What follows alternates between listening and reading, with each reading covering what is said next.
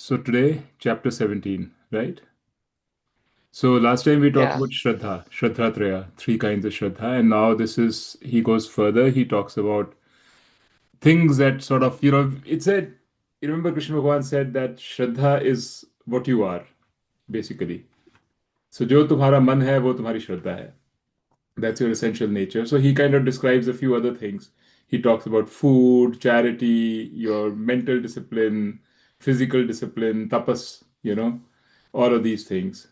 And then, but he first starts with rituals. So he says, what are the different kinds of rituals? And what is a sattvic ritual? What's a rajasic ritual? What's a tamasic ritual? Yeah. So I was thinking to understand what is ritual properly, let's just step back into the vision of Vedanta. So, and please stop me anywhere now, because if you don't agree or if you have a question. So, the basic vision of Vedanta is that there is one tattva, that is Brahman, which underlies everything. It underlies everything that you see, touch, feel, everything. There's one Brahman. Correct? Yeah? Yeah. So, and that Brahman is Satyam. It's the substance. Everything else is a form. And then it goes on to say that even you yourself, your sense of yourself, what you are, me, is also underlying reality of that also is Brahman. So basically, the sense of me is also a form. And it says that the sense of me that you have to get away from that sense of me and say, I am actually Brahman. My reality is Brahman. So I really am Brahman. I am not this me that I think I am. And that's a very difficult thing. So you can all, you know, sort of intellectually understand it. That also is not easy. But let's say we intellectually understand it. But then it's very hard to kind of really accept it. Because we are in love with this me, right? We love this me that is me, the separate me. Everything we do is for this me. Everything. Even coming to Vedanta and taking Vedanta classes and all of that is about this me. So far, so good. Are we all on the same page? Do we agree that this me is a form?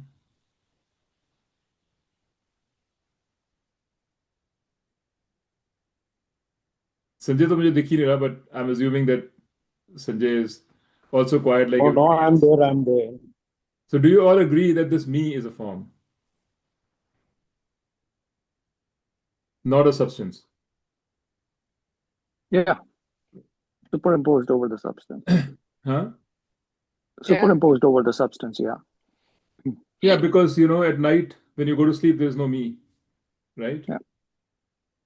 Who knows after your death and my death, will there be a me? Who knows? So it's a form. Just like everything else, this me is also a form. But can you say that you can, when we develop dispassion about the rest of the world, can you develop dispassion about the me? Have you ever even tried to develop a dispassion about the me? Like, do you even know that it's possible to kind of say that there can be a dispassion about the me? Like, what brought you to Well, Vedanta?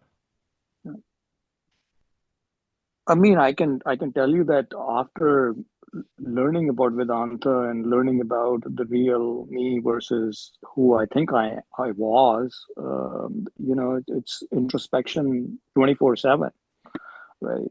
Is who am I, right? And getting comfortable with the idea that I'm Yeah, not yeah. the So I'm body and asking, I'm mind. asking, are you comfortable with the idea that you are not this me?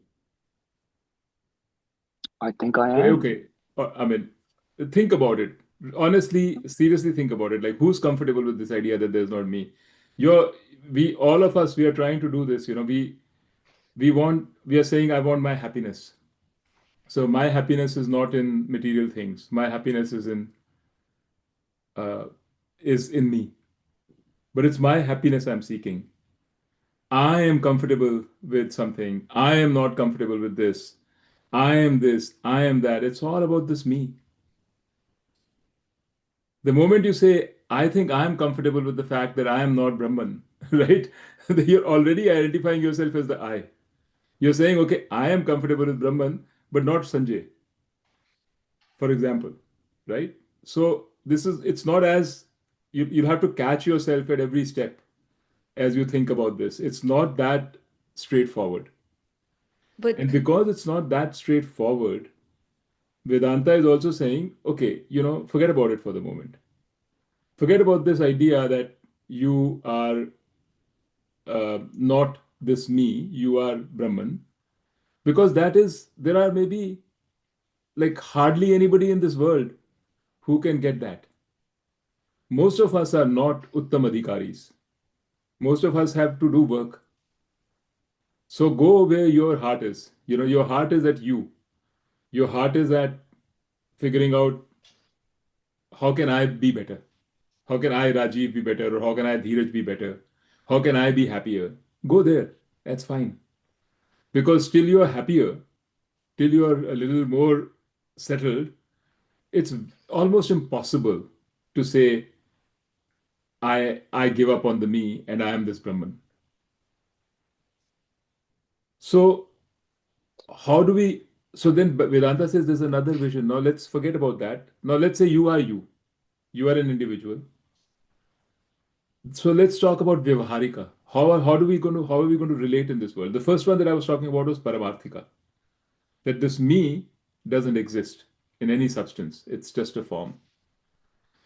Now we are saying vāhārika, which is okay, this me exists. I am this me.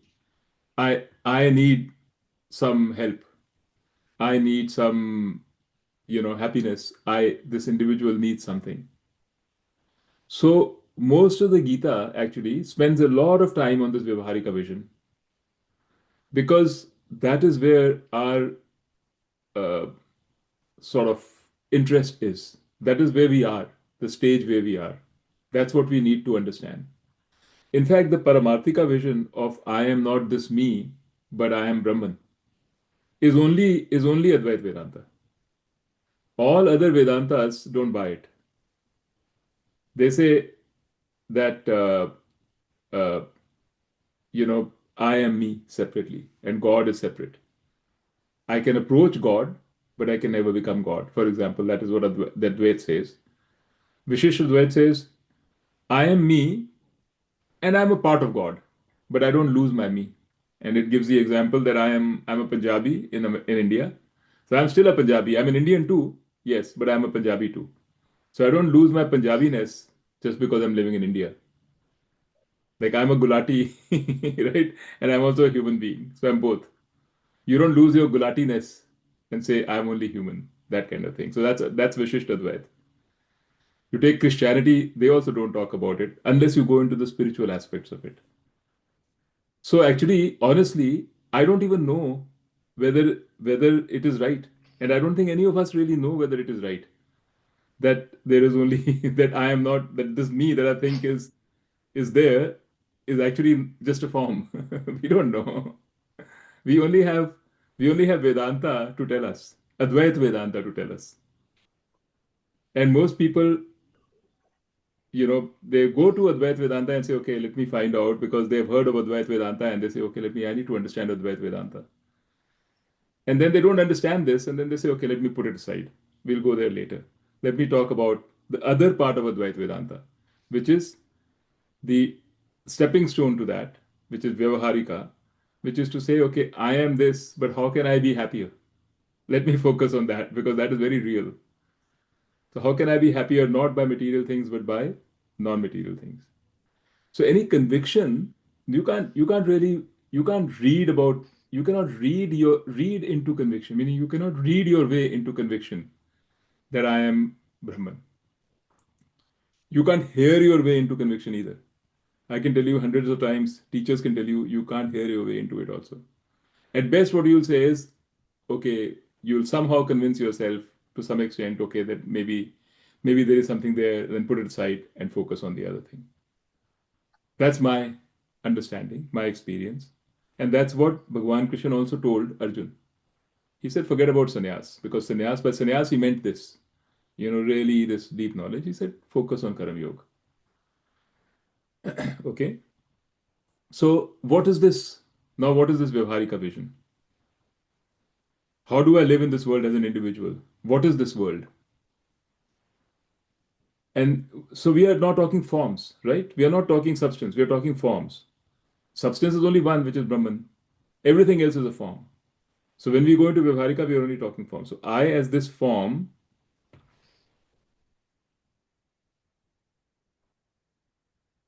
oh, I have a hand raised. I don't know why.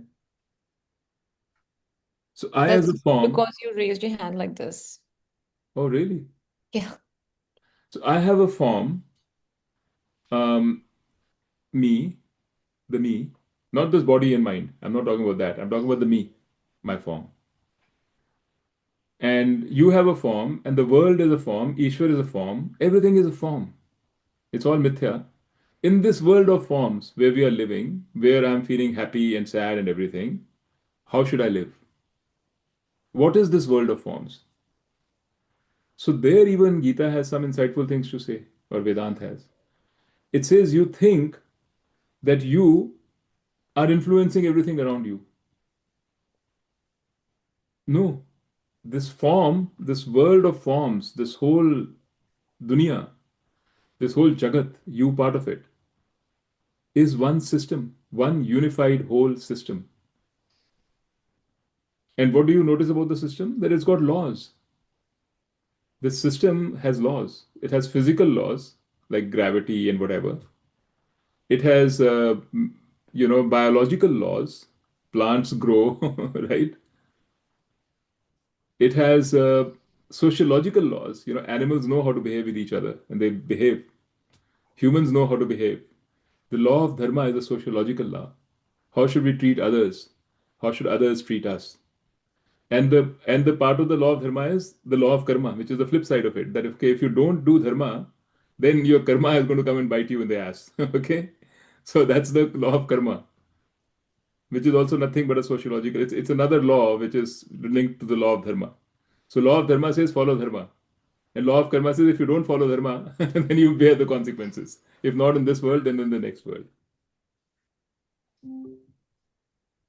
One second. Sorry. So that's another law, right? You can think of countless laws. And the question is, where do these laws come from? Is there another entity which is creating these laws? Is there an Ishwar which is sitting outside creating these laws? No, Vedanta says no, Ishwar is this world itself. This system is Ishwar. The laws are in the world.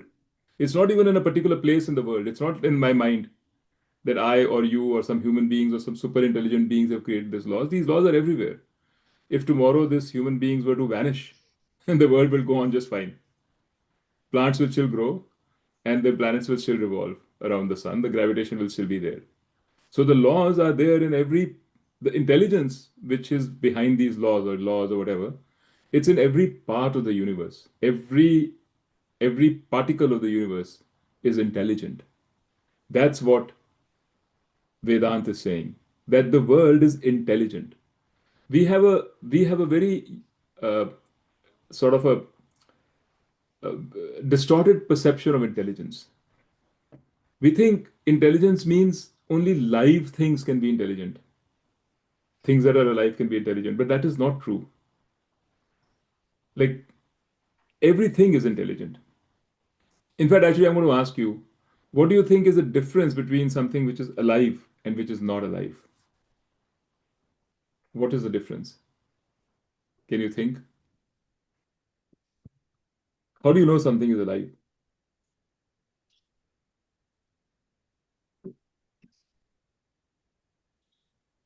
It reacts to some kind of a stimulus. Yeah, I mean, even a robot can react to a stimulus. I think those breathing, like the exchange of gases, that oxygen and carbon dioxide. Plants I also mean, do you that. can We potentially also do create. that. It's just a way of getting energy, right? So Yeah. you can create a sort of a, a machine which can which is equipped to get energy from its environment and use it to move around and do its things. You can create that. You can create an artificial intelligence computer which, instead of powering it with electricity, you've given it the ability. You still need to power it with something, but it can get its own power from the environment. Like we are also getting power from the environment. We are also like not self-powered. We need to eat food to get our energy. So it's what you're saying is there's a system, like I am a system also. I get my energy as input into my system, and then I do something which is the output of that, right? So what is the difference between me as a system, which is a living system, and another system which is not a living system? So it's it's very difficult to really say. I think the only thing you can say is I can think about myself. I have thoughts. Maybe that is one thing. But Yeah, even and it's we self, grow and reproduce. I mean, there's so many differences between alive and inert things. right? But a live thing, let's say somebody doesn't reproduce, it's still alive, right? Yeah, they still grow though. I mean, there are natural processes at work. There is also the ability to think. Plants maybe don't, but they Yeah. respond. I mean, What there's I'm saying just is so we many put, factors. huh? I I think mean, it's not hard to tell between alive and inert things, right? right now it is not. But uh, because in our so far in our world, we what we've experienced is a very clear distinction between here this is alive and this is inert.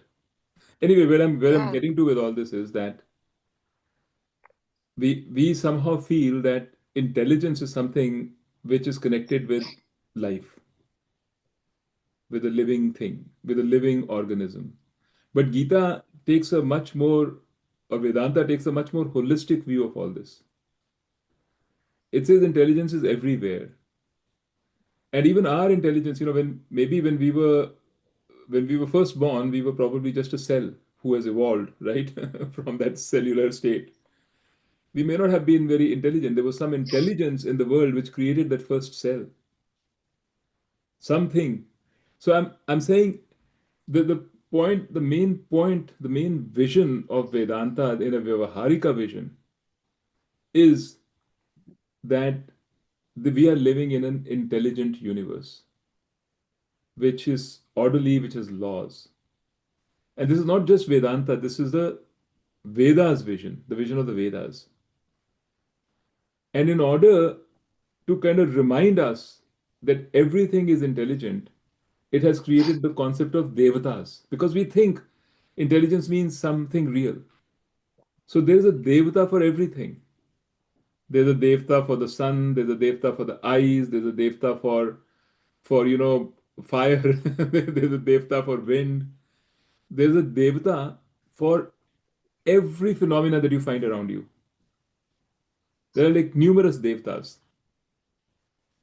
That means we are trying to remind ourselves through our Vedas, are trying to remind us that we are living in an intelligent universe.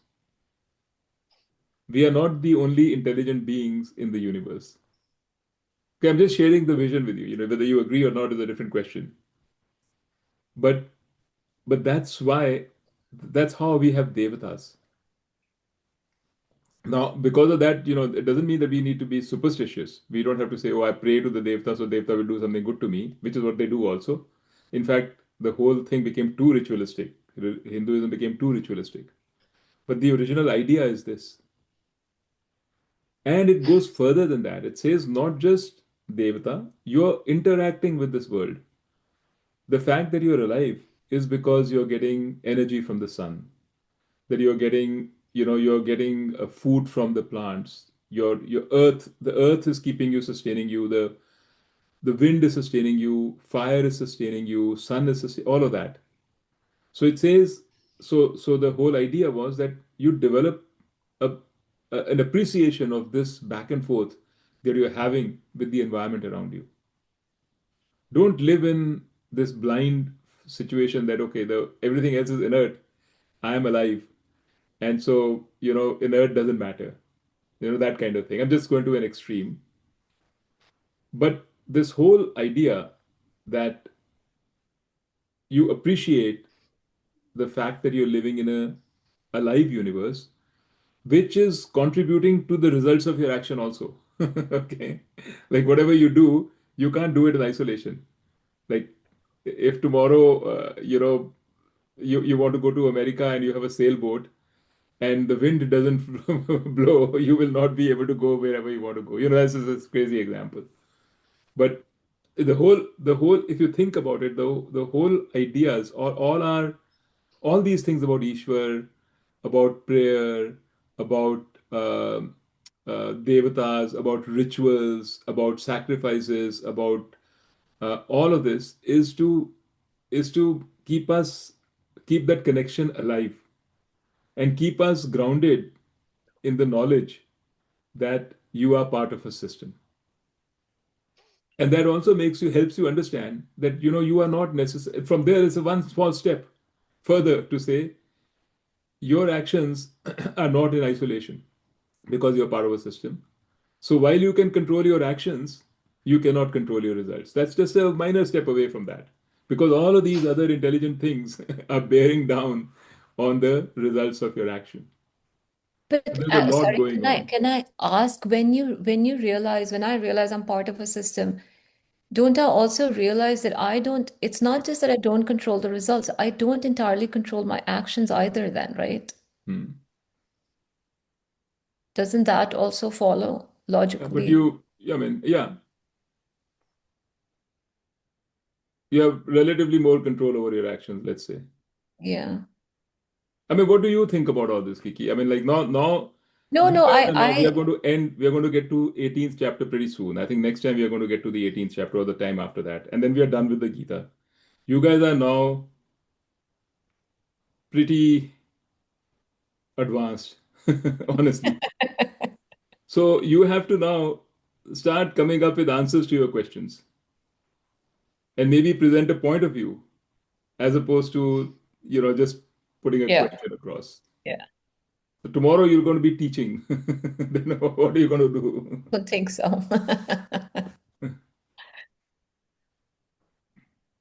It's not, I haven't read all the answers to all of your questions. I'm also just thinking through them based on what I understand. And you can do the same. Like, you don't have full control over your actions. It. If I was to say, no, you have full control over your actions, you might, out of, respect for decorum in this group, say nothing. But I don't think you will buy it, right?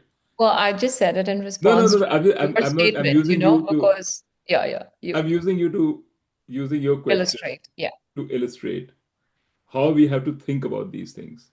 We got to stop looking for answers from Vedanta now, because we know a lot of Vedanta. We have to start applying the principles of Vedanta to find our answers in life.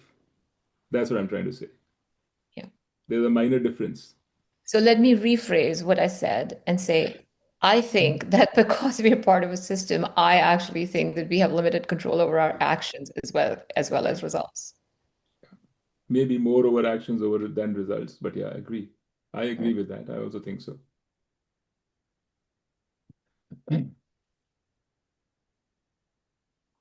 So that's where rituals come in. So that's why a lot of emphasis on, before you eat, pray. Spend some time every morning appreciating the sun through a sun namaskar, or like all of these things. So you don't have to follow the ritual, but uh, it's basic thinking is this. Now again, I have to be honest, I didn't read this. Okay, I put two and two together and said this is what it means, and I'm pretty sure that this is right, because in many times I have made those connections and I've found I found somewhere, I've read it, Swami Dayananda is saying the same thing. So it's not difficult. It's not like you just have to change your mindset and start saying, okay, I get it now. I understand it. Let me see, you know. Anyway. So so now he says, what are the three in chapter 17? Then he says, what is the sattvic ritual? What is the rajasic ritual, and what's the tamasic ritual? And actually now, if I tell you this, you realize that you pretty much can answer all of chapter 17 questions. So what do you think would be a sattvic ritual based on what you know, everything you've learned so far? If a person is doing a ritual, so ritual is normally there's a yajaman, the person who's doing who needs some result. So I need result. I'm the yajaman. I don't know all the aspects of a ritual, so I'll call some priest. And the priest will tell me this is how the ritual has to be done. Here is this fire. He will consult the Brahmanas, and Brahmanas will tell him how to make the fire and what ahuti to give, how long to speak, which mantras to say. And then he will consult the Samhita, and the Samhita will tell him the actual mantras in the Ved to say, right? And there's a devata which has to be summoned for this particular thing. So those mantras will be summoning the devata. So what happens is there's an Agni Dev. Agni is the fire, the ritual fire, and the Agni Dev is there.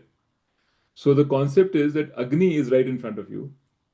And if you ask Agni, Agni can go on your behalf and go to that devata that you want something from.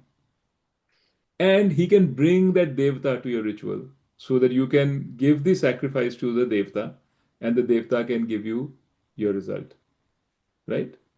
So therefore, all the samhita and all, पहले they start with Agni Stotram. Like Agni की पूजा करते हैं, Agni को praise करते हैं कि hey Agni, तुम बहुत अच्छे हो. You are great. You are awesome. You bring life to all of us. You have a lot of tej. All of these things they will say to the Agni. And then they tell the Agni to please, can you go get that devata? Okay, so that's the ritual. So now, what would be a sattvic ritual? What would be a rajasic ritual? And what would be a tamasic ritual? Based on what I told you last time about sattvic, rajasic, and tamasic. So sattvic would be something that is for my antakarna shuddhi, Right, exactly. that I can gain knowledge. A ritual done for antakarna shuddhi, which is karma-yogi, is sattvic. And what will be rajasic? To get more power in the world. So maybe those in the Pandav story when how Kunti got summoned all these devtas, and so Arjun was there. So maybe that was a rajasic ritual. Yeah. So rajasic would be to get material benefits for myself. Right. Power, wealth, children. And what would And be a then tamasic tamasic would ritual? be whatever maybe Ravan did, for the destruction of Right, for somebody people. else, right? Sanjay, Anji. you're following? Yeah, following. कौन से हैं 3 तरह के rituals? Sattvic is a ritual done for antakarna shuddhi. Rajasic is a ritual done for material gain. And tamasic is a ritual done in order to get some powers to hurt somebody else. So these are the 3 patterns. Rajasic is always, तुमने जो भी Rajasic vidya is also vidya which is done for the sake of your antakarna shuddhi. जैसे हम ये विद्या है, ये विद्या is rajasic vidya, Vedāntic and all that. Oh, sorry, sattvic vidya. I'm sorry, sattvic vidya. Rajasic vidya is vidya like आपने medicine करी है. अगर आपने मेडिसिन करी है लोगों के भले के लिए, then it is rajasic vidya. लेकिन अगर आपने मेडिसिन करी है to make some money, earn a living, then it's a rajasic vidya. And tamasic vidya will be like learning how to make an atom bomb so that I can conquer another country or kill some people, something like that. That will be a tamasic vidya. Right? Some people do that. They gain power so that they can vanquish the world, cause destruction over others. Right? So that's a tamasic. So that is the pattern, the standard pattern, which we'll see also in the 18th chapter. And he'll bring different sort of examples and illustrations and show you how these three things, sattvic, rajasic, and tamasic.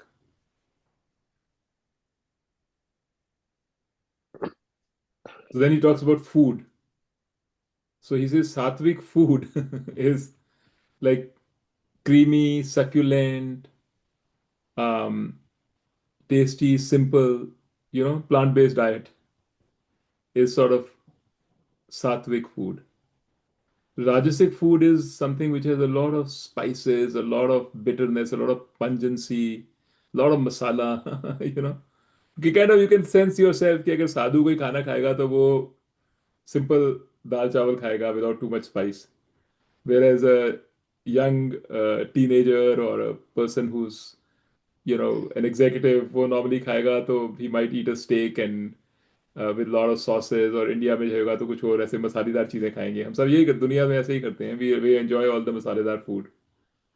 And tamasic is food which is actually rotten, which is कल का बचा हुआ खाना या putrid, ganda. So some people like the rakshasas and all that, they like that food.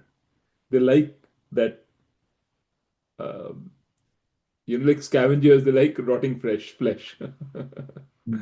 So not quite there, but something like that is tamasic food. And the thing is, what Gita says when I was reading somewhere, that rajasic food and sattvic food are both healthy for us. Tamasic is not. But rajasic food is also quite healthy. It's not unhealthy. But they say that what Gita is trying to point out is what is good for your sukshma sharir, for your mind. So the rajasic food may not hurt your body. Your cholesterol levels may be fine, and all your other indicators may be fine. But with sattvic food, it will help you purify your mind. Because mind is also made out of food. If you don't feed someone, not only will their body sort of collapse, but their mind, they'll lose their ability to think. So mind का भी आहार होता है. And the subtle aspects of the food feed the subtle body, our mind. And they say that the sattvic food is meant for more peaceful minds. I don't know whether it's true or not, but if you try to eat, we can try, if we have less masaledar food, एक तो वैसे ही as we get older, we automatically eat less masaledar food. But if we take less masaledar food, we might find that our mind becomes more steady. Whereas somebody who eats a lot of this masaledar kind of food will find it very hard to concentrate, to meditate, things like that. That's the claim of the Gita, or of the Vedas, you can say. Sanjay, you might know more about this than I, but I don't know whether that makes sense. That's my practical experience also, because over the last few years, there has been tremendous shift in my food habits. The day yeah. I eat spicy, oily foods, I become very restless, not able to digest, not able to sleep, very mentally disturbed also. Wow. So basically, I keep my diet to very, very bland diet, simple diets. Simple diets. Yeah, so that is what is sattvic. That's great. Because I've got used to eating such diets, eating. But it has happened automatically, right? Your preferences have changed. Yeah, preferences have changed. Yeah. So, if you ask a medical journal, they may have nothing to say in this because उन्होंने कोई studies नहीं करी होंगी. Yeah. Right? But if you ask Gita, it will completely agree with what you're saying.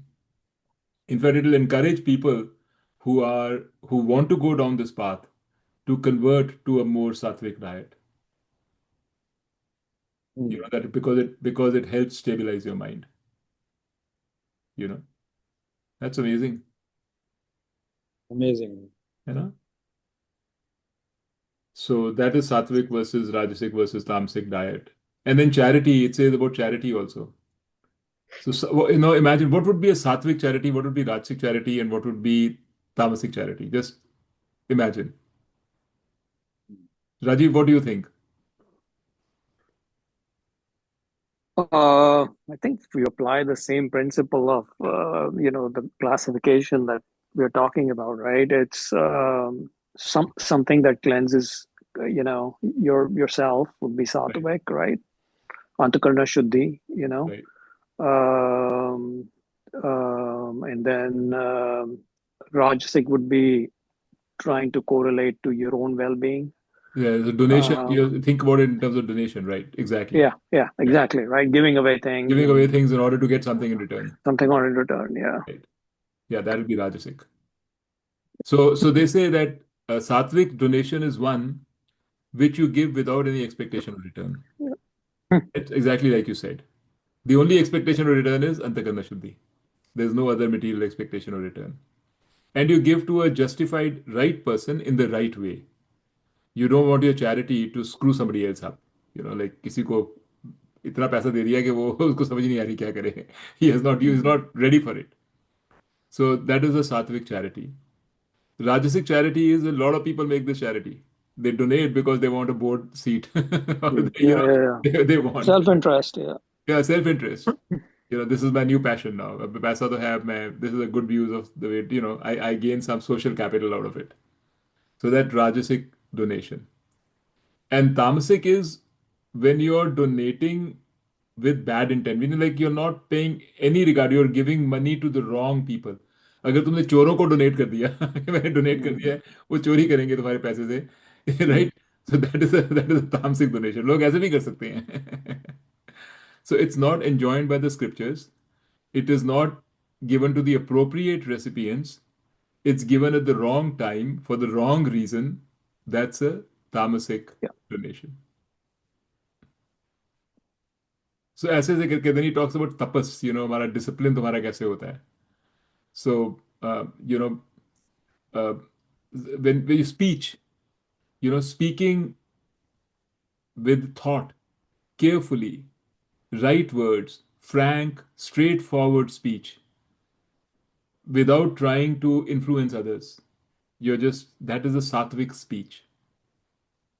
Because you have no reason, you're not expecting anything. You're saying to convey something or to say something, and what is in your mind is what you're saying. That is sattvic speech. And you're saying it politely, with due respect, because everybody is Ishwar. So you're acknowledging that.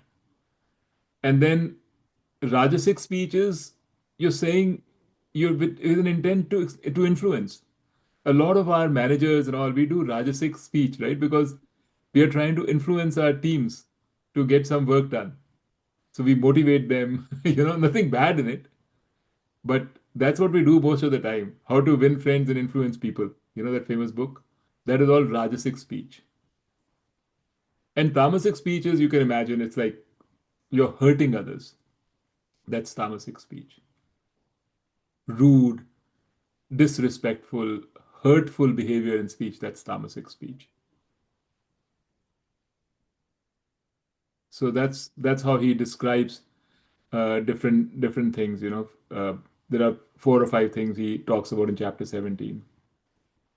And then he ends the chapter with an understanding of what does Om Tat Sat mean. Om Tat Sat. So actually मेरे को भी खुद को याद नहीं है. Maybe let's do that next time because I need to revise it myself. I think I know, but I don't want to say something wrong. So let's finish this Om Tat Sat. This is the end of the chapter. Next time. And then it'll take 10 minutes or so, and then from there on, we will move to chapter 18, which is a synopsis of the Gita. But he continues along this line of Rajasic, Tamasic, Rajasic, Sattvic, Rajasic, Sattvic. Tamasic. Because if you see now, when we said speech कैसे होनी चाहिए या rituals कैसे होने चाहिए, it's very easy now to correlate Sattvic with everything that Gita has been telling you, right? About doing things nishkam bhav without expecting. So okay, that is sattvic. It's not, if I tell someone who has not gone through the Gita, they might find it hard to understand, what am I talking about? Not expecting anything versus expecting something and all. But this is just a summary. So he's summarizing everything in this format. So there are more things that we will talk about next time.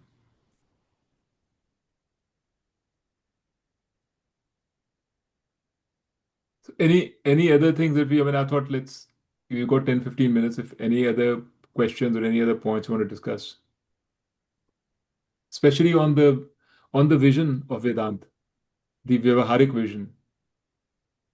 What do you guys think about that? Does that make sense? Sorry, just there's also something very interesting that occurs to me on the sattvic, rajasic, and tamasic. It's not just in relation to talking to other people, but even in relation to talking to ourselves. I can think of maybe because it's something I've been focusing on recently, is like our self-talk, Hmm. whether we talk in a way that eases our mind and makes it calm and peaceful, or we talk in a way that is really critical and it causes more turbulence and disturbance. So it's very, I think it's so nice to just, because once you start relating this to everything that we do, including our inner sense, our inner mental talk, Yeah, I think it kind of just, it it's fits. good because then it attunes your entire body mind system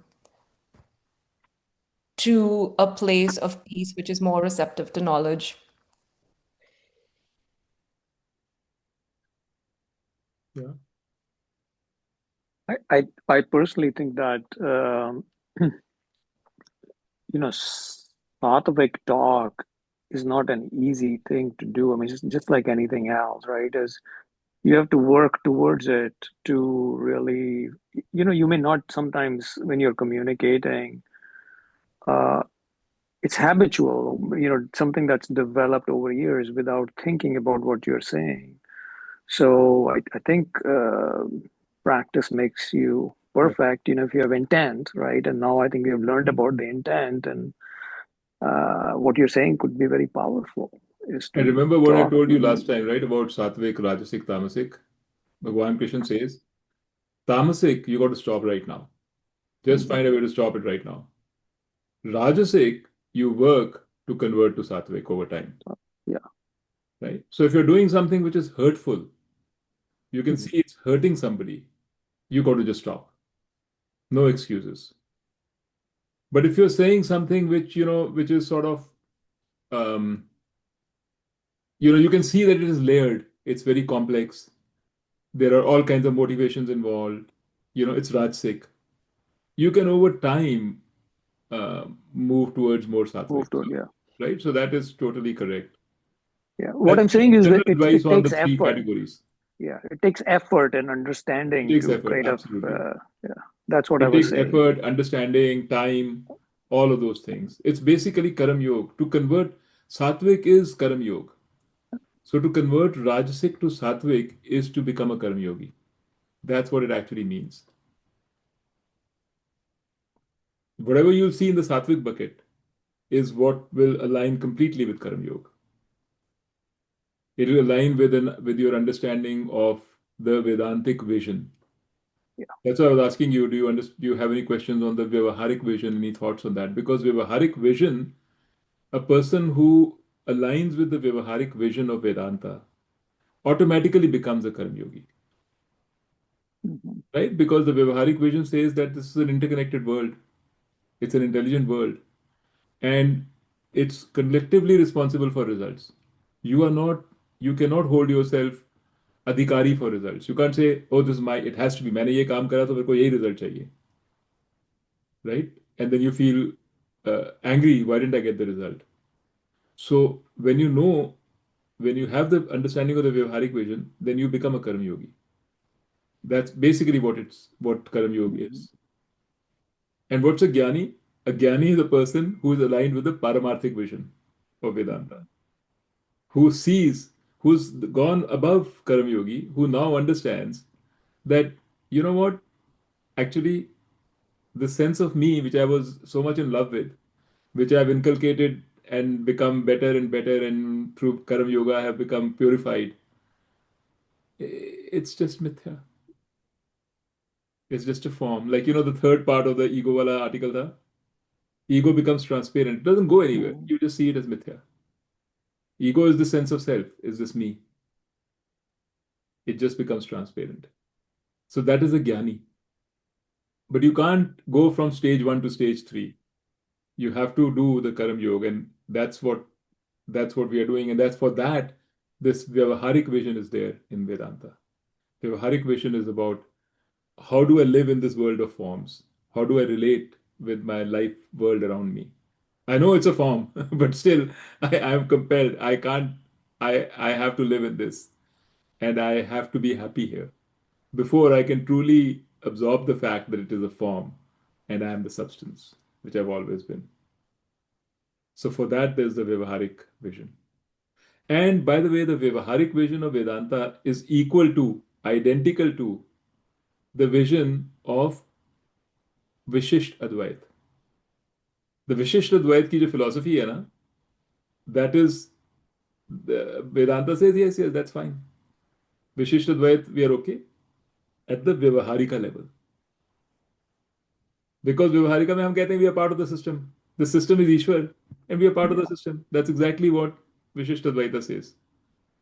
There is a God, there is a Paramatma, we are part of it. But Vishisht Advaita stops there. It says that is it. That is the truth. That is the reality. Again, because I raised my hand to talk, the damn thing raised. This is crazy here. It's artificial intelligence at work. Like, It thinks you're going to ask a question. So yeah, I can ask myself a question. So that is the Vyavaharika vision. but Dheeraj, Advait the Vedanta other says that there is one more step. the other thought I have is, I think the whole world needs to drastically change based on this knowledge about how to bring up children in this world, right?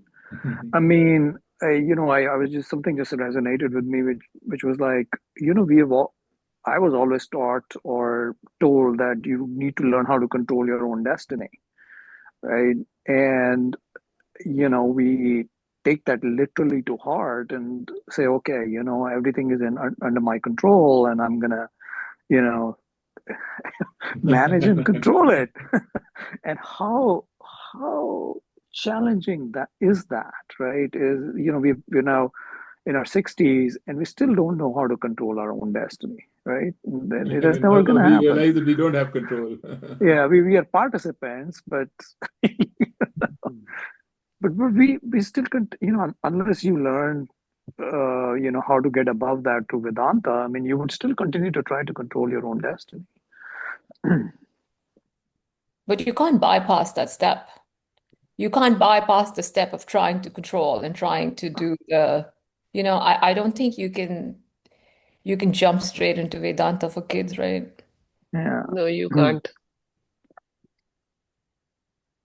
I think there is you can try your best, right? But thinking that you will get what you always wanted, and the correlation there is pretty weak, right? I mean, no, you should try your best, but you shouldn't assume that if I try my best, I'm going to get something in return, right? It's that shlok, that two quotes, Lokan, Karam Chittan. What is the shlok into? No, it's true. It says that you have to keep living in this world, go through the cycles of ups and downs. Yeah. Yeah.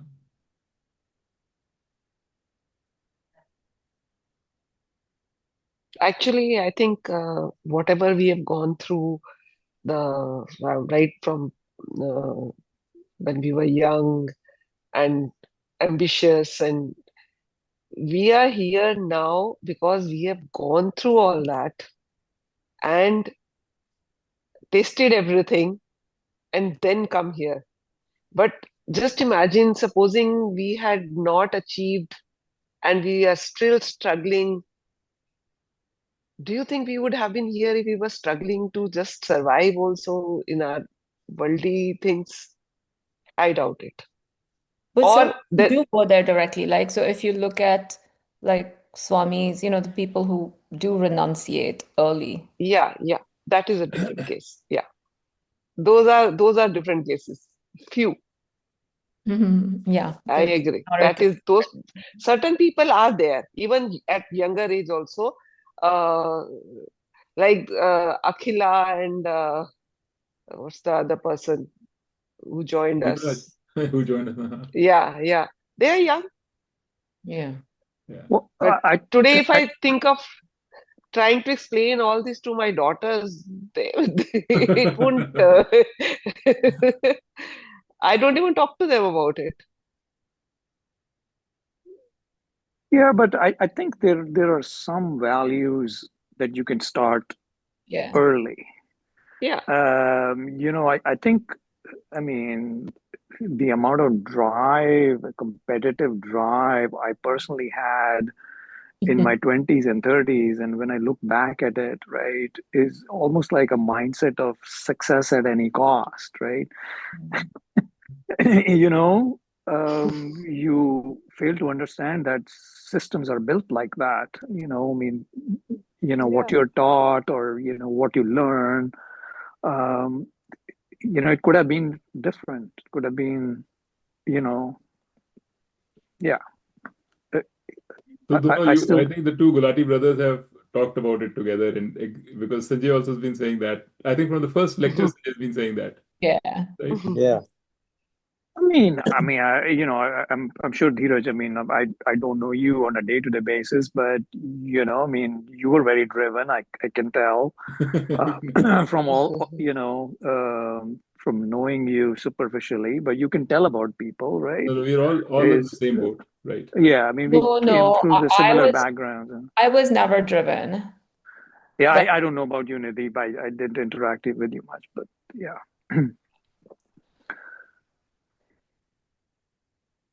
Okay. To answer Mukta's question, we have started after tasting everything, and we just started after going through whole of the process. And I think क्या होता है कि now that we are in the process, we have gained some knowledge, we are at some level, some degree of understanding, and we carry all this knowledge and all this experience into our next lives. And in the next lives, I think we are going to start early. I agree with you. है ना वो carry होता है next तभी That's true. very That's young what I Vedanta agree says. with you. they get so interested at such a young tender age. मतलब मैंने 8-8 10-10 साल के बच्चे अपना घर बार छोड़ के मतलब इसी लाइन में मतलब वो भक्ति में लग गए या सेवा में लग Even गए if या you think about it, True. Sanjay, at 60 also not many people are doing what you're doing, Yeah, right? हाँ exactly. Most people are not. So there's हाँ still most Yeah. people are not yeah so it has got to do with prior karmas. तो वही है ना ये ज्ञान और Karma I think it will carry on in the next cycle and maybe we'll start at an early age. Next Janam you start teaching now. I say it's never too late. Yeah, never too late. Yeah. Okay. Anything else before we let the two Indian sleepy heads go? No, it's Very okay. sleepy. Dheeraj, when is the time Let's go change then. coming? Huh? When is the time change coming? Right, there should be a change in time in October Yeah, pretty sometime. soon. Right. That's right. That should be coming soon. 34th, November yeah, होगा. probably. November it changes. Yeah. End of October, I think, is End of October. Another 2-3 weeks. Oh no, it's Yeah. November 2nd is the daylight saving time ends. Okay. Chalo. चलो. Do you want to hang on for a second? Who? You. Me? Can you hang on for a second? Yeah. Should I call you? Sure, that's fine. All right, bye-bye. Okay, bye guys. Okay, bye-bye. Bye-bye.